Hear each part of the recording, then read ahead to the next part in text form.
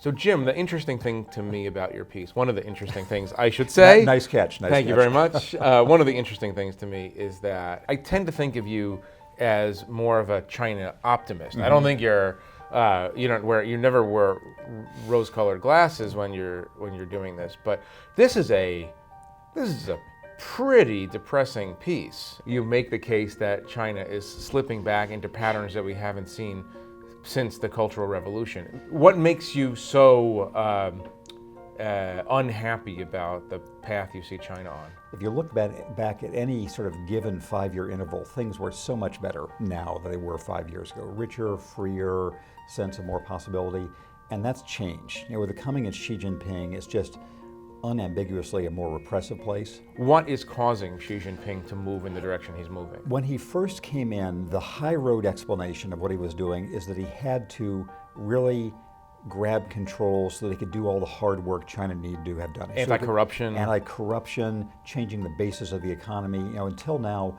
whenever there was an economic slowdown, they'd build 100 new airports or build 100 new subway lines. And you can only do that for so long. And so whether he would be a strong person to get the economy through in the political system, through the transition to a more sustainable long-term model. And the question now is when that turn is going to come, because so far it just seems 3+ years in as if it's just tightening, just control. The U.S. has much more to fear from a failing China than a succeeding one. Okay, but just to play devil's advocate, a strong China will argue that Asia belongs to us.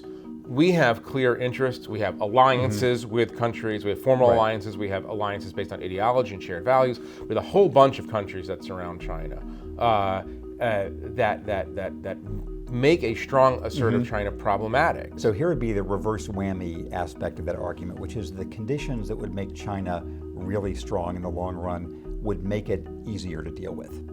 That if it remains as authoritarian and as corrupt as it is now, it's not really going to prosper. How would you tell the next president to manage that? I think the next president, and this is the way the second part of my piece, there's no record in history of lecturing China and having that pay off.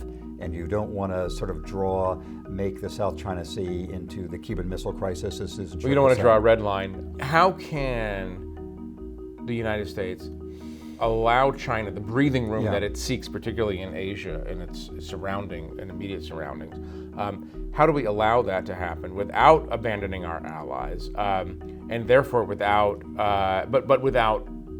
confronting China over its treatment of our allies? Compared, say, to England and Germany or a lot of others, there are a lot of buffers. The U.S. and China are far away, and their economies are more complementary than they are directly competitive. And I think that the China, its military leaders fully understand the force disproportion between the U.S. and China. They know that the U.S. is way, way stronger than they are.